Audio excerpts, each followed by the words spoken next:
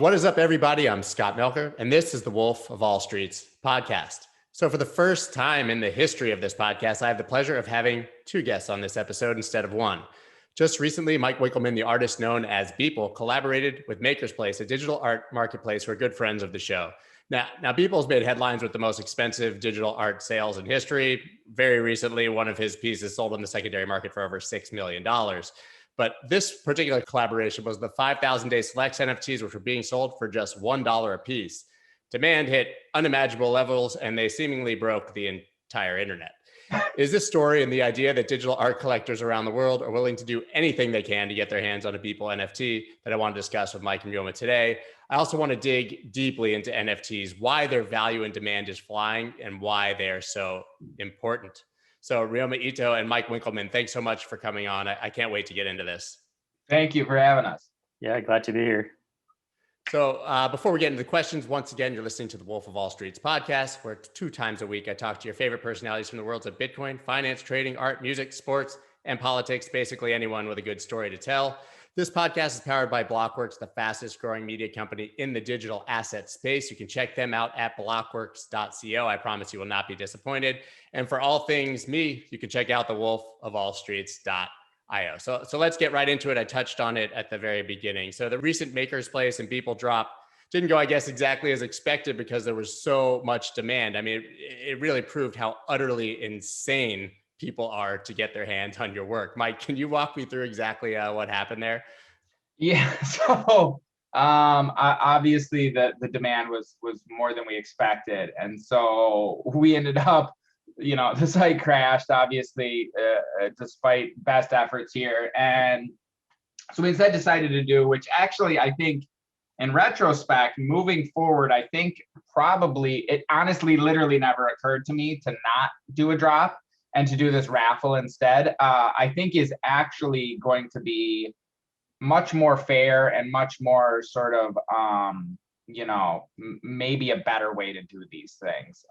Just because, again, bots are an issue. And I think, this could be a much more sort of fair way for people to participate in these things and sort of distribute this in a truly random way.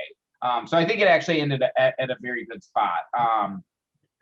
But yeah, so the raffles just went out. The raffle was last night, and so people just got the tokens, and so messages are starting to come in, and so to me that's super awesome to see. And I just saw a guy posted a message, with his wife, and they're just super happy. So when I see stuff like that, like it just makes it totally worth it for me. And it's a very, if I'm being honest, a very like surreal position like to sort of be in, because like this whole thing again has just blown up so fast. Obviously I've been making this art for a very long time, but like this NFT space and the sort of possibilities it presents, that's been fairly overnight-ish, from my perspective. Obviously Ryoma's been kind of living this for many years, but from my perspective it was like this was not on my radar 6 months ago. That was actually my next question for Ryoma. Like, it's been overnight for him. It seemingly is overnight for people in the community, but the people who were building the platforms early, like you, were way ahead of the curve and clearly do not view this as an overnight sensation because you were willing to commit both your time and your finance, and your money to building something with this explosive future in mind. So can you talk to me a bit about why you chose to do that and how that all started? Yeah, it's funny to see how like the space has grown so much over the years. So like we started back in 2018. Like prior to that, a lot of my background was in e-commerce for the past like 8-9 years, purely in e-commerce, working with a lot of merchants, trying to get them better sales, help them with the conversions.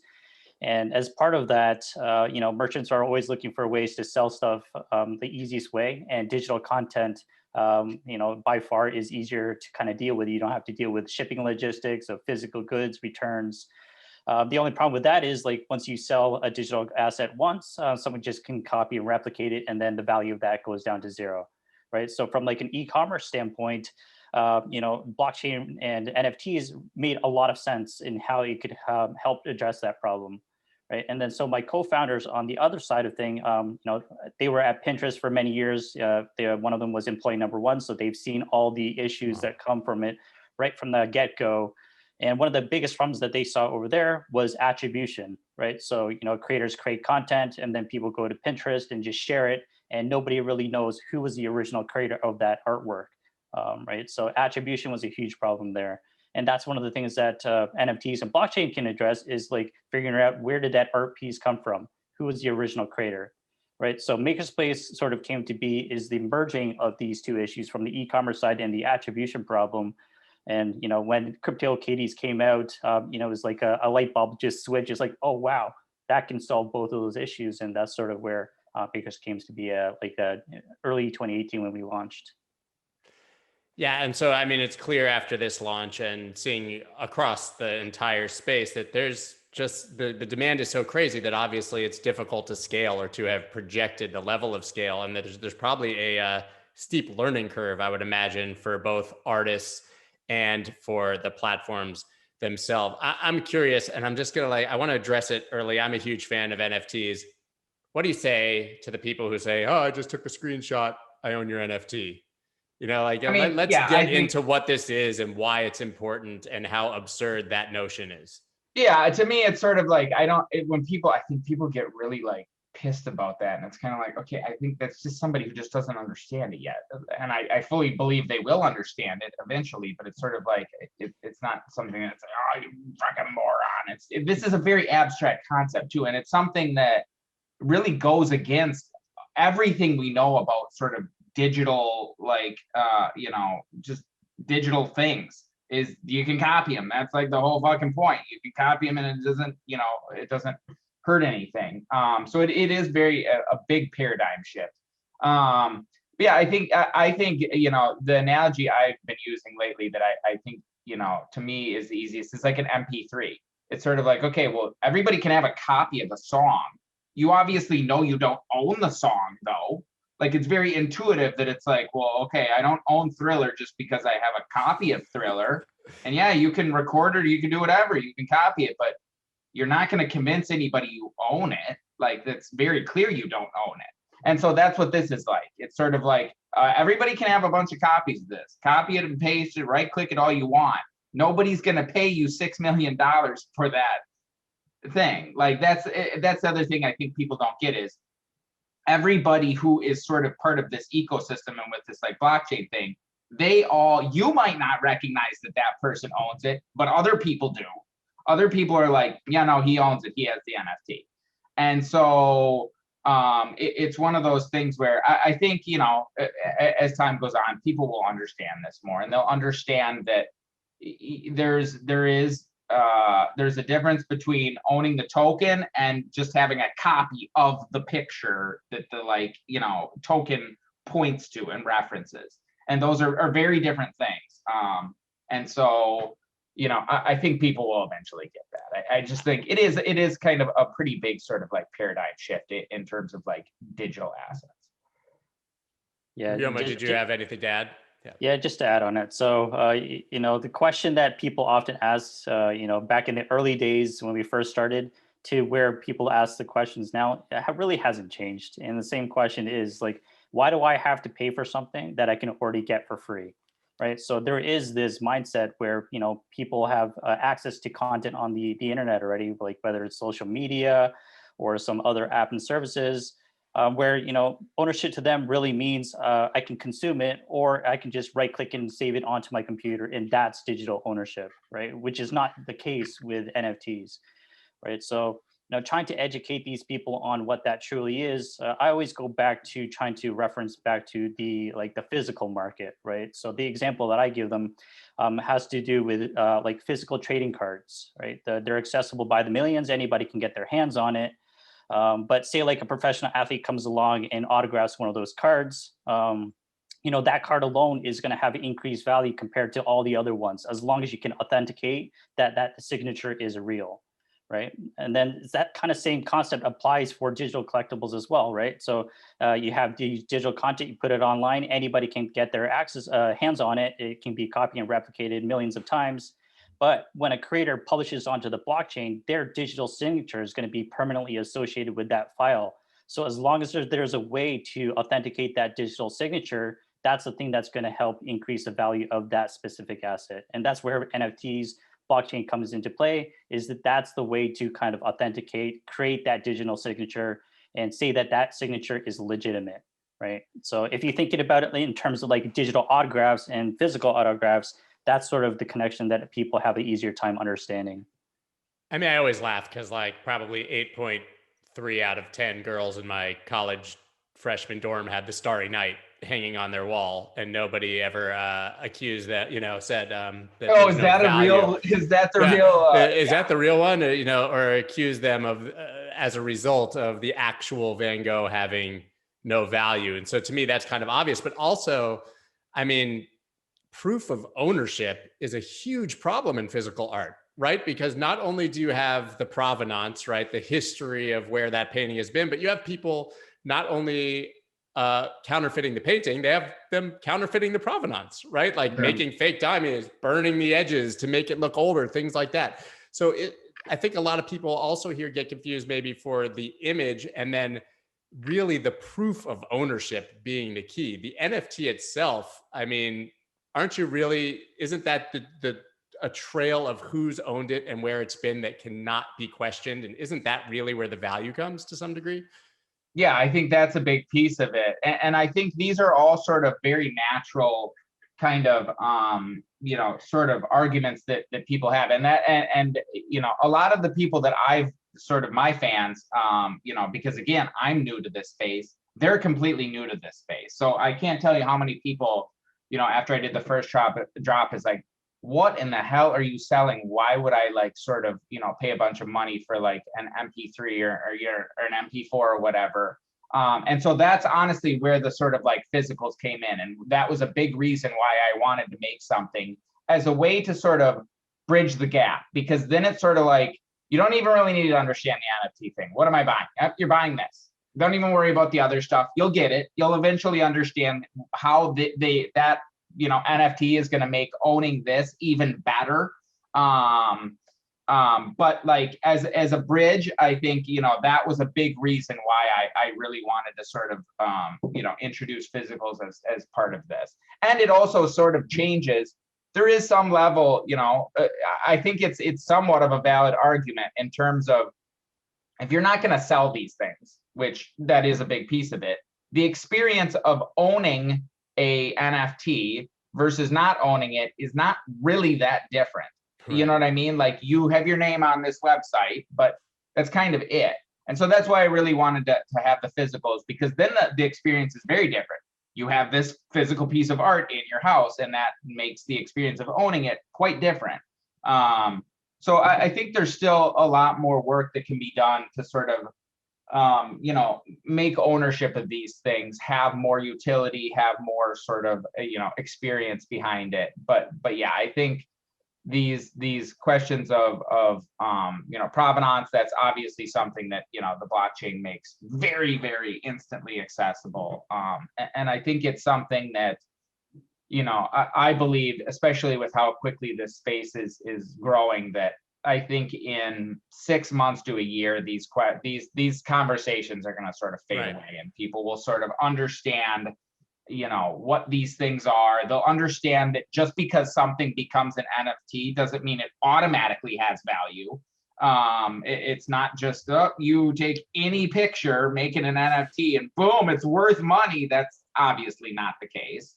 And so I think people sort of thinking around this will sort of mature, and they'll come to realize that there's a time and place for it, that it has very real value, and there's a time and place where it's like, you just made an NFT because you could. Like, that nobody's going to give you money for that.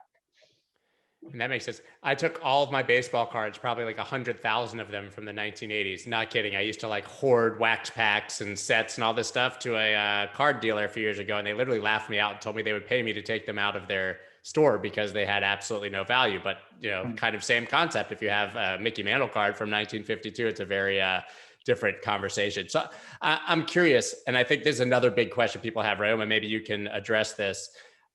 You buy it on your platform, you transfer it to your wallet. then what? And that's where I think the physical that you're talking about, you can put it in your house, you can stare at it. There are people who, who aren't just trying to flip it or sell it on a secondary art market. They're in love with the piece and they want to display it. So what's the best way? Is that evolving for people to display the art in their own home? Yeah, I would say that in terms of use, I would say that the NFT space is still pretty early in that respect. I mean, the main use cases right now are crypto voxels, Decentraland, getting into these virtual communities, building up your own plot of land, putting up your own galleries and showcasing them there. So, creators and collectors alike, spend a lot of time building up their plots there and doing that. The other one that has become more popular is these physical digital frames, like the one that Mike showed, where they are using those to showcase them. So you got your murals, your infinite objects, your Canva devices, which are specifically for art. So a lot of people are going towards that. But in the future, as more people come into this space, there's probably going to be new innovations that come along with it. More like interoperability, more apps and services that are integrating NFTs. So I would say that now is just a starting point where people are getting educated about the idea of NFTs, and then after that will become more creative ideas about how to actually use them. I mean, do you think that our future is full on Ready Player One and everybody puts on their VR goggles and we all go visit each other's restaurants, art galleries, live DJ sets and nightclubs, and that's where this really shines? Or do you think that that's so far in the future? Because I think a lot of people buy NFTs, like you said, Decentraland and those sort of things. That's what they're sort of looking to as the future.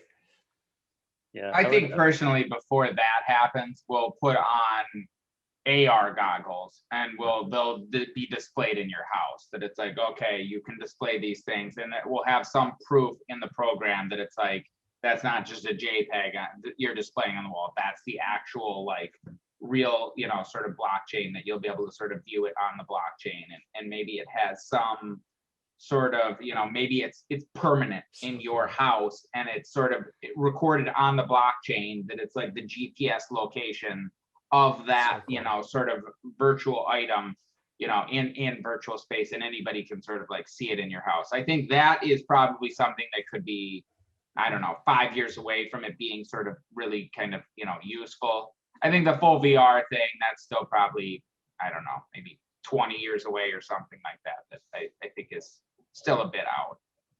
Yeah, I think VR still has to figure out more of that mainstream adoption part of it.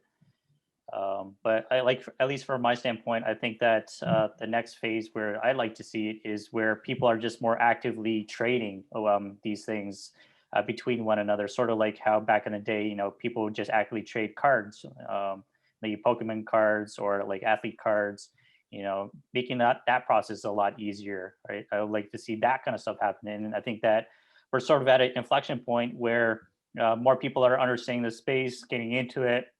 And then, where more influencers like Mike come into the space, that's just going to snowball into more people, getting into it. And then hopefully from that, people would just become more active in the trading aspect of it, saying, you know what, hey, I've got this card, or I have this NFT. Hey, what do you got? Let's do some kind of deal to kind of make that happen. Right. So seeing that kind of activity will, be a good sign to see that the space is on the right track. So largely it runs the entire spectrum of collectibles. I mean, you're talking about, I used to literally go to like baseball card trading conventions in the 1980s, and we would sit there and argue and do it. And so being able to do that online is incredibly cool. We see people doing that sort of with NBA Top Shot and all of that. But then we're talking about all the way up to fine art, what you're doing, things selling for $6 million. So does it really, like, can NFTs cover that entire array for every kind of collector and trader? I absolutely think so. I think it's going to be, I think they're going to, I look at NFTs as this very blank canvas, similar to the early days of the internet, where it's kind of like, well, what's the use case for a web page? Like, well, there's a lot of fucking use cases. And I think NFTs are going to be the same way. I think you're going to see them for, fine art, things like that could be very, very high value. And I think you're going to see them for things that are like a parking pass or some shit that's insanely low value. And it's just this utility use case thing that it's sort of like, okay, well, that's how you like do it. And the functionality, especially as more and more of the like functionality of this stuff is hidden, and it's or not functionality, the sort of complexity of this is hidden around the blockchain, and it just becomes, people are really sort of focusing on the utility of these things instead of sort of, right now I think we're still in the shiny object phase where it's like, Right. what's this new thing, like everything connected to this has magical value, just like you saw at the beginning of the internet, that it was sort of like in the late 90s, it was like if you had a web page, that web page was magically had value, and then it was like, oh wait, yeah, actually a lot of these web pages just suck. Just because you made a web page, it doesn't magically have value. Right. And I think you're going to see that with NFTs, and that's where, to be honest, I would caution, I know it's very heady times right now, but I think people need to look at take a step back, and it's like, okay, is this something people are truly going to give a fuck about in 20 or 30 years, or even 10 years? Otherwise, it's going to be, I hate to say it, but it's going to be similar to you walking into a pawn shop where the big thing, how much are these worth? And it's like, oh yeah, all of those are worth nothing. Like that's what will happen with most NFTs. Unfortunately, that will be the case, that the joke will die off. 30 years from now, Pepe's might not be quite as funny, and this or that. Like there's a million things like that where it's like it's hard to know what's going to be popular sort of in the future and what's going to hold value. So that's where I think people do need to exercise some level of caution with this stuff. But at the same time, it's one of these things where we're still so early in this, and we've proven out, in my eyes, a few use cases: art, digital collectibles, different collectibles. But again, I think the utility use cases, I think part of the reason we haven't sort of begun to really see the true benefits of these utility use cases is because right now we're still kind of hampered by COVID. And so people aren't able to like go out to concerts. They're not able to go to big events. And so some of these things we're not able to really sort of like, okay, let's test the waters on this stuff. How would it work if we attach an NFT to this experience, or gave this ability to it? So I think as COVID sort of hopefully fucking wraps up here in the next 6 months, hopefully, we'll be able to see a lot more of these use cases in the real world, and then I think you're going to see another like huge explosion of sort of interest and things that we right now are not even thinking about. Yeah, just to touch on that. So I guess like thinking about how NFTs can use and how they can succeed, I sort of like think about it like from a physical collectible standpoint. Like, what are the markets that exist in that space, and how big are they? Right. So, if you do the comparisons, like the, sports collectibles in the physical space is huge. And then, like, can it succeed in the digital collectible space? Absolutely. Right. We already see examples of that with the NBA Top Shot, which is doing huge numbers already. Right. And if you think about all the other different types of physical collectibles that exist, right, how can those transfer over to NFTs? They absolutely can. Right. In a lot of ways, you have your art. Even like gated access, like Mike was talking about, tickets, NFTs can be used for that kind of stuff, certificates, gaming is another big area, right? So, you think about like what already works, like NFTs can be used to improve those experiences. So definitely NFTs have a lot of use cases, and they can succeed in a whole bunch of different categories as well. Sick of paying ridiculous fees to trade crypto? It's time you try Voyager. It's hands down my favorite place to buy and trade crypto, and is 100% commission free. Voyager gives you easy access to more than 50 top crypto assets, and you can instantly transfer cash from your bank account so you never miss a trading opportunity. Even better, you can now automatically earn interest on your crypto holdings. Currently, they're offering up to 6.5 APR on Bitcoin and up to 9.5% on USDC. Yes, you heard that correctly, up to 9.5%. And there are no limits or lockups, which means your funds always stay liquid. Find out why so many people are making the switch to Voyager. Visit investvoyager.com or search for Voyager on the Apple App Store or Google Play Store and get $25 in free Bitcoin when you use the promo code SCOTT25. That's SCOTT25. This episode is brought to you by Mina, the world's lightest blockchain. Mina is a layer 1 crypto protocol that replaces the traditional blockchain with a zero-knowledge proof, ensuring a super light and constant-sized chain that allows participants to quickly sync and verify the network. Their upcoming mainnet launch is right around the corner, and there are opportunities to participate in community leaderboard challenges for rewards. Visit minaprotocol.com/wolf to find out how you can get involved and earn tokens ahead of mainnet. DeFi is where all the excitement is, but participating in it can be a nightmare. Not anymore with Matcha. Matcha makes it ridiculously easy to create a wallet, onboard new users, execute trades, and source liquidity.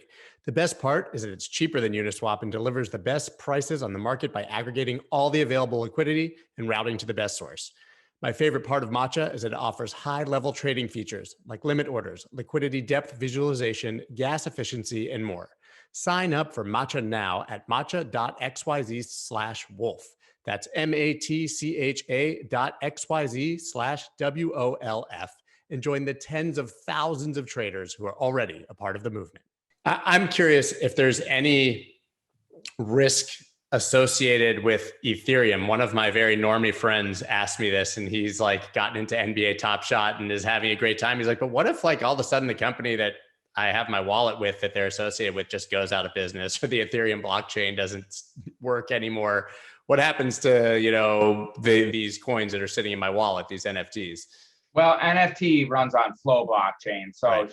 That's actually much more, I don't think Flow is going anywhere. I don't think Right. Dapper is going anywhere, but that's if you're talking about like a private, blockchain like that, that is probably more of a concern, that it's sort of like it is that whole ecosystem then it is very much kind of tied to that blockchain. Right.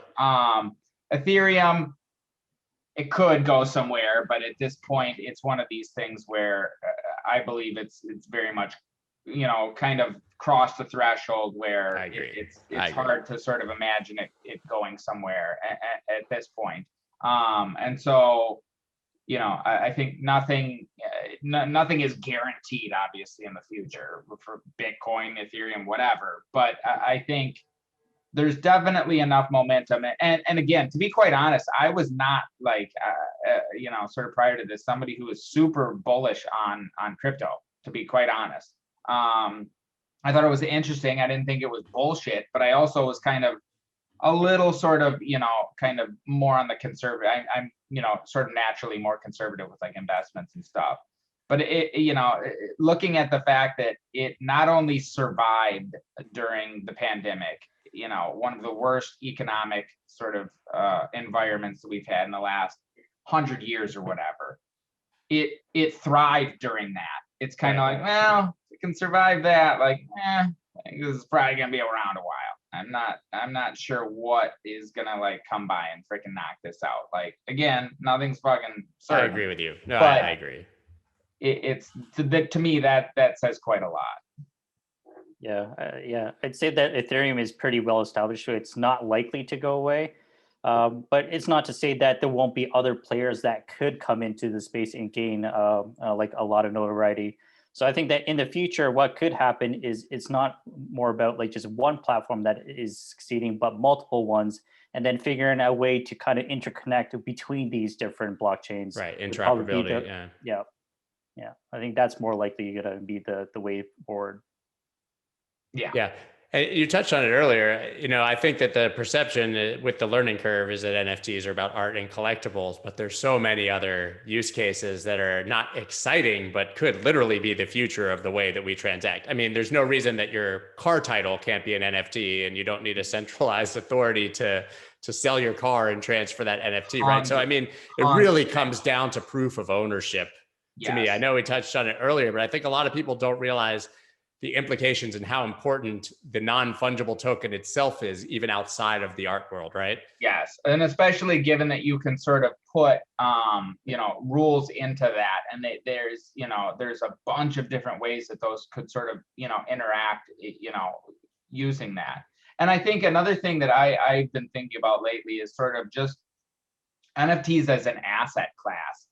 I think we sort of take for granted that, or a lot of people sort of take for granted that, you grow up, you get a job, you get some money, and you start buying stocks. And that's just kind of what most people do. And they put their money into equities, and that's what you do. And that's over the last 100 years, what most people have done. But there's nothing that says that has to continue like that. And to be quite honest, young people really don't like corporations. And there's nothing that guarantees that they're going to give their money to corporations.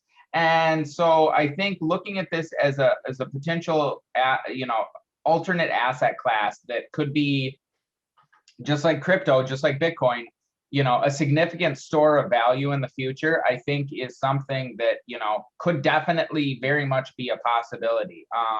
I think, especially too, given the amount of sort of ownership people have over these versus a stock. With a stock, you have very stringent rules of how you can trade it, when you can trade it, who you can trade it to, how you can sell it. And as we saw with the GameStop thing, those rules can change on a fucking dime. And then it's sort of like, well, here's the new rules. Don't like it, go fuck yourself. And so that's another thing that NFTs could sort of have a very real advantage of over equities. And even if they captured a fraction of that market, it would be hundreds of times bigger than it is now, the NFT market. So it's still, if you're looking at the overall market cap of NFTs being, last I saw somewhere around 250 million, that is nothing. Still like just nothing compared to, what it could be, sort of looking at the additional use cases moving forward. Yeah. From a platform perspective, there's a lot of signs that suggest that NFTs are a good store of value. So as long as a creator is continually creating and publishing new artworks, in many cases, the prices that are releasing them at are increasing over time, right? Some of them are releasing it from the time that they release it to, let's say, like a couple months later down the road. The prices go up potentially 10x by that point, right? So the amount of value that you can accrue during that period is pretty substantial and probably better than what you could get from the equities.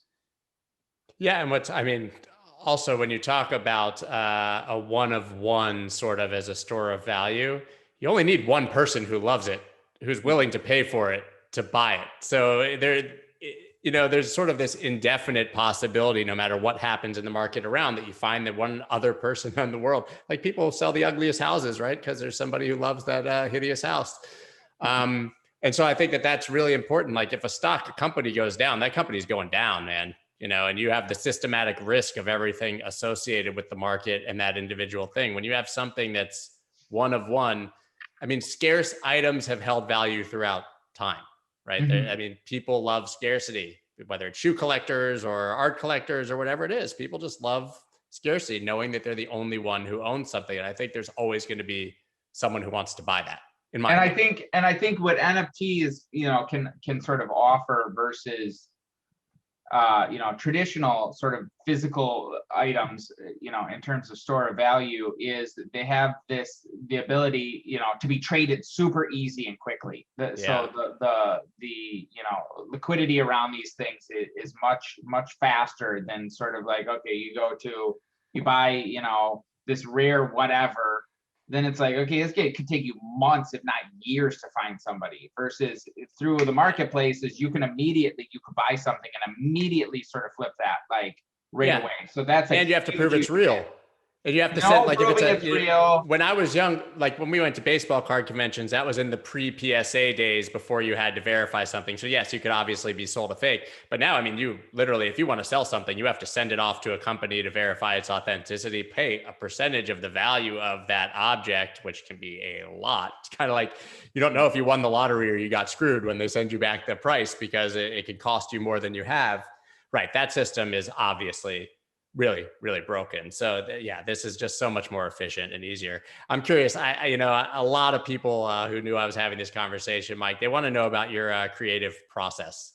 I think people are really interested in hearing, how you conceive an idea, how it comes to fruition, how you decide how to release that, the strategies around it. And then Ryoma, we could talk about when somebody comes to you at the platform, what's the process like for actually doing that drop?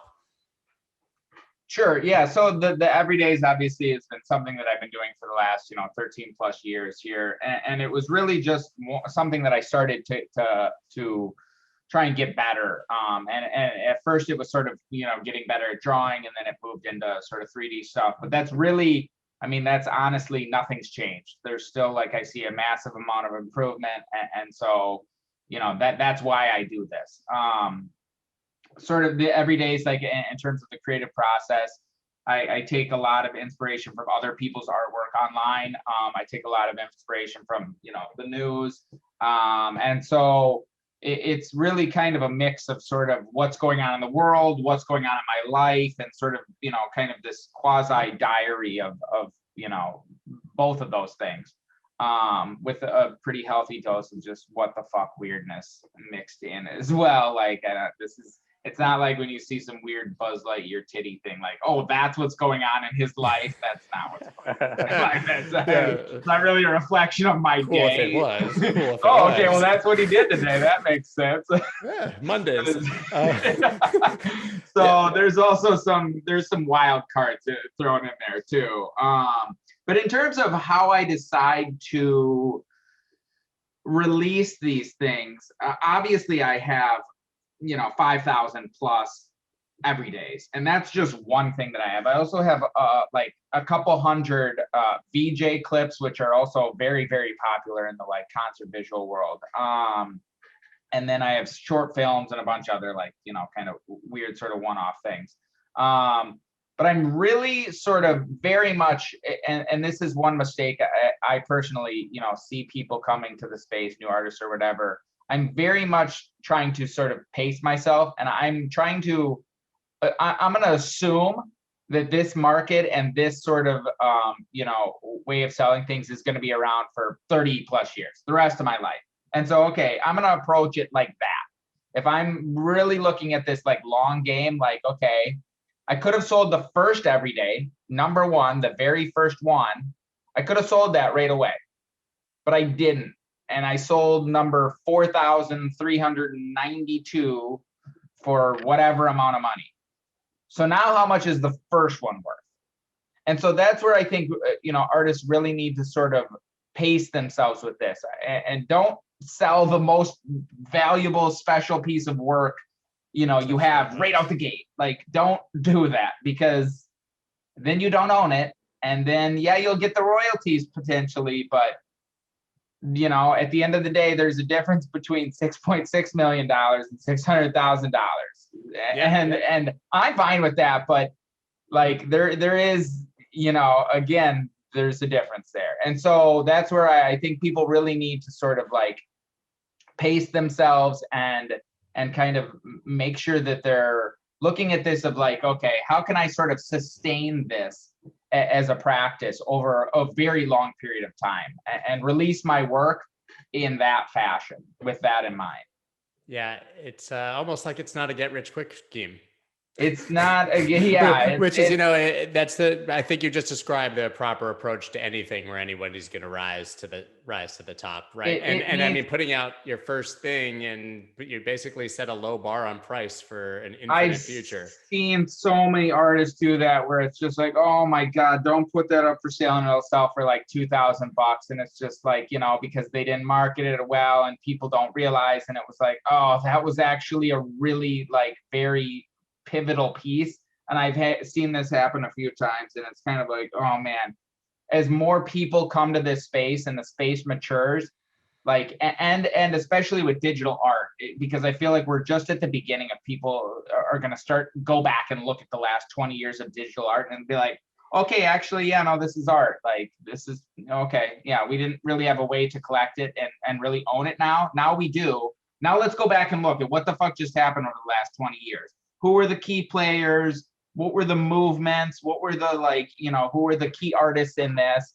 And so I've seen a few of those key artists sell things where it's like, oh, that was a very pivotal work. And yeah, now you're the $2,000 is the high bar guy. You or somebody is going to, like, even that Nyan cat going for 600,000. It's like, well, that sounds like a lot, but I would not have sold that right now. Like, that could be worth way more in the future, and I believe it will be worth way more in the future. Right. So, yeah, I think people need to sort of, it needs to be a balance, obviously, of, okay, well, I need to fucking eat now here, guy. Like, and sort of like looking at this as something you could sustain over the long term. So Ryoma, yeah, I want to circle back before we miss it. And so that's obviously his creative process. What's it like when, I guess, your average person wants to sell something on Maker's Place, but also like when someone like Beeple, comes and says, listen, I want to do a drop with you guys. What does that process look like? How does it work? So we're a curated platform, so we're invite only. So Right, that's right. people like people come through, people that are lesser known come through, and I guess like for us, the biggest thing is the type of artwork that they're releasing or want to release in line with the type of artworks that collectors on our platform are expecting, right? So that's the biggest question, and like the second one is what is the story around it that we can put together, right? What is the story around that creator? What is the story around that artworks that we can kind of communicate to the collectors to make it appealing, right? So being able to communicate is sort of like a big like way that we kind of filter through some of these candidates is how do we tell that story, right? So for people like Mike, it's not just his follower counts that's like the biggest thing. It's like Mike has this story where he's spent a lot of time in the digital art space beforehand. He's put in his dues. He's got this interesting story around his everydays. That's the kind of stuff that appeals to the collectors. So the question for any type of artist coming into any of the other platforms is, what is that story that like collectors are going to appeal to, and what is that story that you can communicate, right? So thinking about that as a forefront of like when you're applying to any type of art platform, it should be the key thing. It's like, if you're relatively early on, then the question is like, what can I do to differentiate myself to all these other people? Like that is that story that you need to work on, right? So it's not a question of the platforms. It's like, if I'm serious about digital arts, how do I build that story around myself? That is very true, because it's gonna start to, in the past, over the last, even up until very recently, there just was not that much sort of like supply of art in the space. And so you could just come on and put anything up, to be quite honest, and people will buy it because there was a massive, like there was a massive demand supply imbalance. Now you are seeing everybody come to the space. All digital artists will eventually come to this and realize this is, at least some possibility to be able to sell their work like this. And so cutting through that noise is going to be very, very like a key part of this, because again, you could be the most, amazing artist ever, but if nobody sees your work, it's very tough. It's going to be very tough. You're going to get lost in the noise of the internet. So I think, looking at sort of growing an audience even outside of sort of this collecting space is a big thing, and something that I took very sort of like seriously over the course of my career, that it's like, okay, I'm going to do whatever I can to sort of grow an audience. Right now, I'm not really trying to sell them anything. But in the future, maybe I could try and sell them anything. And now I have something to sell them. And so now it's sort of like having that audience that I built up over the last, decade or whatever has kind of paid off, I guess. If someone's a brand new artist though, and their work is exceptional, can they pitch you guys and say, listen, like we would do it? Or does it really come down to the story? I mean, it's the same in music, what you just described, right? I mean, the best singers and the best pianists in the world are not the most famous ones, right? It's that combination of whether it's a look or a marketing or a connection or whatever it is that eventually gets to the top. Talent is not the thing that generally, it's not the only thing. You have to have the talent to sustain it, I think. Hence the one-hit wonders with crappy songs and things like that. But you still need to be given your shot. Yeah, it's definitely, and that's where I think there is some degree of luck to it, to be quite honest, that it's sort of like, that's a piece of it. But I think it's also sort of having patience. I think if you're like a young artist, I think that's the biggest thing with this is like, I see people and it's sort of, having that patience, because to sort of make it at 22, 20 years, seeing some of these kids sort of make it, and it's like, that's very rare. Those kids have gotten very lucky, to be quite honest. Like it's really, really hard to be in a position where you're very young and, to be quite honest, have put out very little art and sort of be in a position where you're selling something for a massive, massive amount of money. That there is a high degree of luck there, because that's not many people. And so I think having patience and sort of focusing on, not focusing so much on the like selling piece of it, focusing on the actual art, that is very, very key for young artists. Yeah, and to focus on being unique, right? I think that's the big other thing to kind of focus on, because there are lots of talented artists out there, who might not have a lot of popularity. So, within that noise, you need to be able to differentiate yourself. And, even if you don't have a huge following, if you have something that's special, that's unique, that people want to talk about, that alone will be able to kind of help you build whatever it is that you're trying to build, whether it's your career or a following or, presence in the crypto art space. Mm-hmm. Yeah, so the cream will eventually rise to the top to some degree. Not all of it, but if you're truly talented and you're a part of the community, that it should. And it's funny. I mean, Mike, you're kind of the perfect example. I think that it was largely like this for me in music. It's like they say, it takes 20 years to be an overnight success. And, people just see the overnight success and don't realize the effort and planning and all of that went into building that community. So, I think just like in any space, it is very rare for someone to just put out one thing and all of a sudden become a millionaire, right? It's quite rare. And I think this space, there's a huge hype factor, and it's very easy to just like, sort of, again, that comes down to sort of, some degree of luck, that it's sort of, you were able to kind of, ride the hype train here. But I think it's, again, is that something that's going to sustain over, a very long period of time? That will come down to sort of, a bunch of different factors. But I would be, and that's, again, something I would also sort of look at with when you're purchasing art. It's like, okay, is this something is this a person who's sort of like proven over a long period of time that they're able to sort of, that they've got a career here, and that this is something that, is going to be, that they're still going to be doing this in sort of, 5-10 years, because artists come and go, and I don't really like making art anymore, and then they just go do something else, and then it's sort of like, well, that art, there's a good chance that art's going to go to zero then, if they're not sort of like in this making art over a long period of time. So I think it's a lot of things that both collectors and artists sort of like looking at the long game more, I think is going to sort of help everybody sort of, be able to make this sustainable.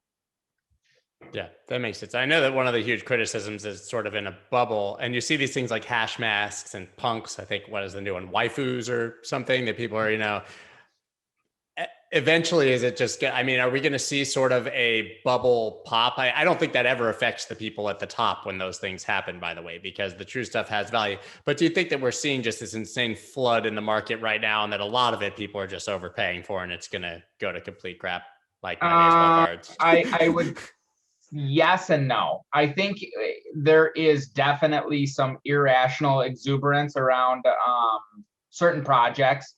And that I don't really want to like name any projects, to be honest, because I want all these projects to succeed. But there are some projects that I look at and I think, I'm not sure that's going to be super popular. I'm not sure that's going to hold value in the future. I would be shocked. And it's one of these things. If that holds value in the future, I'm going to have $200 bazillion.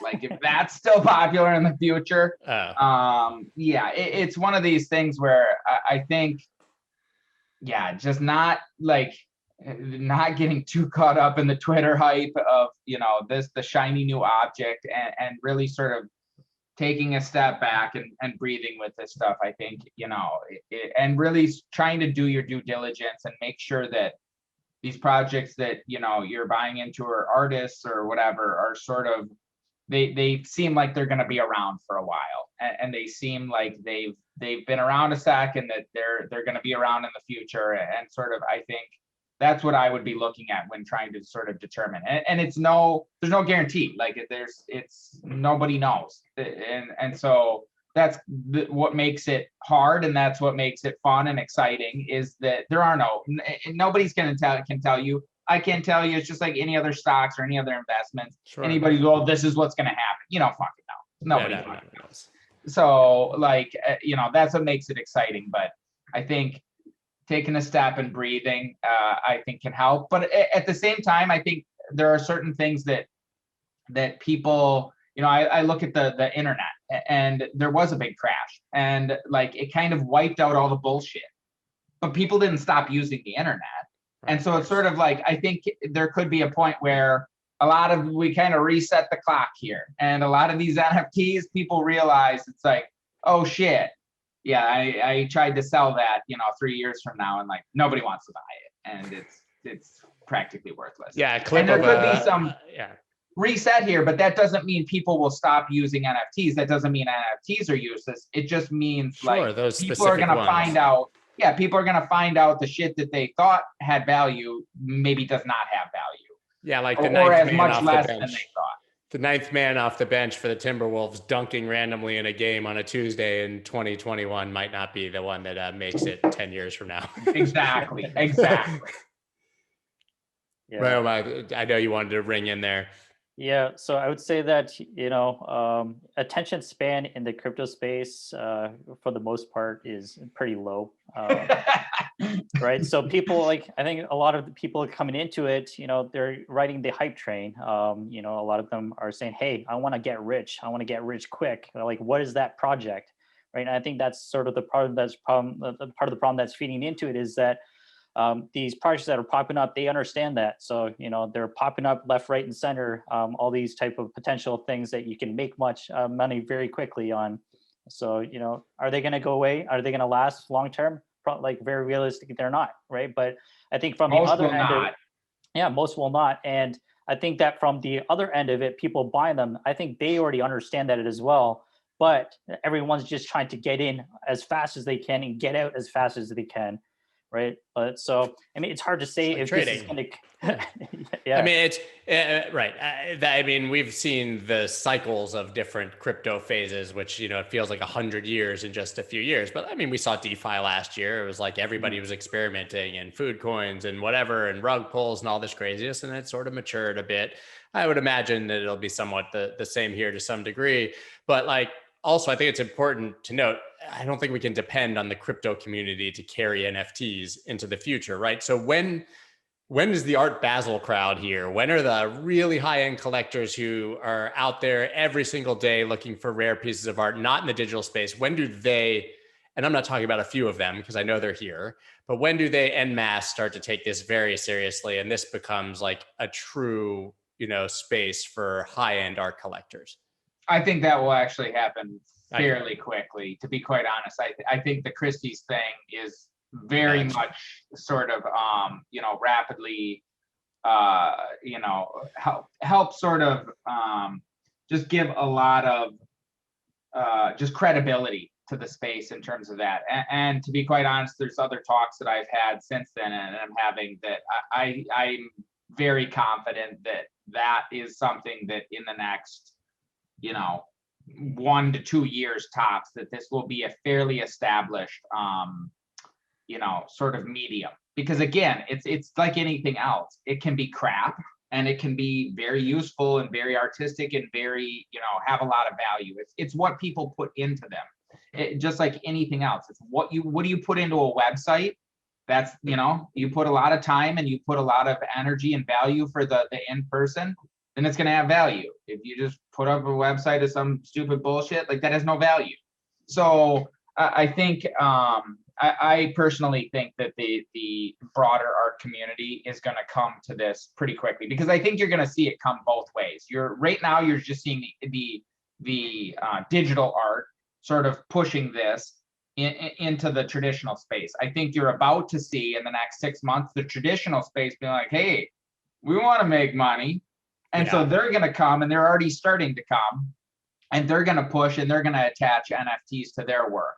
And when this happens, it gives it a lot more credibility too, that it's sort of like, okay, this is something that these traditional artists now are sort of seeing value in too. So I think there's a bunch of different ways that this, That's to me, it's such an agnostic platform that I think, I would be surprised if 6 months from now everybody called bullshit and just kind of walked away from it. But I don't see that happening. But that's really interesting, because I guess there's a couple ways it could happen, right? Either for some reason mainstream collectors become very interested, or I guess some high-end art dealer who has access to those people starts pushing it. But then I guess really, and you've seen it on Maker's Place, certainly the creators themselves just saying, hey man, nobody's going to a gallery right now, whatever. There's an opportunity to make money. I'm just going to print, like I'm going to mint an NFT of this painting that I did. There are definitely, I could tell you, there are definitely more and more fine artists and people who are very established in that world taking interest in that space, and you will see that very soon. Actually, I'm 100% positive that because I know these projects are weeks from launching, not like years. Wow. So yeah, it's fast. Yeah. Yeah, the Christie's thing was just a great catalyst to kind of bring awareness to a lot of the fine artists, right? So, from that, there's been a lot of conversation, a lot of noise about like fine artists taking notice, getting interested in it, and having these conversations of like, how do they get involved, right? Yeah. So, like Mike says, it's going to happen pretty quickly. Yeah, that's for sure. Amazing to hear. So, I'm curious specifically to Maker's Place, what plans do you have for the rest of 2021 going into the next years? Do you have like any massive improvements that you're looking to make, or are you just going to continue to curate the best art basically and have the best experience for the buyers?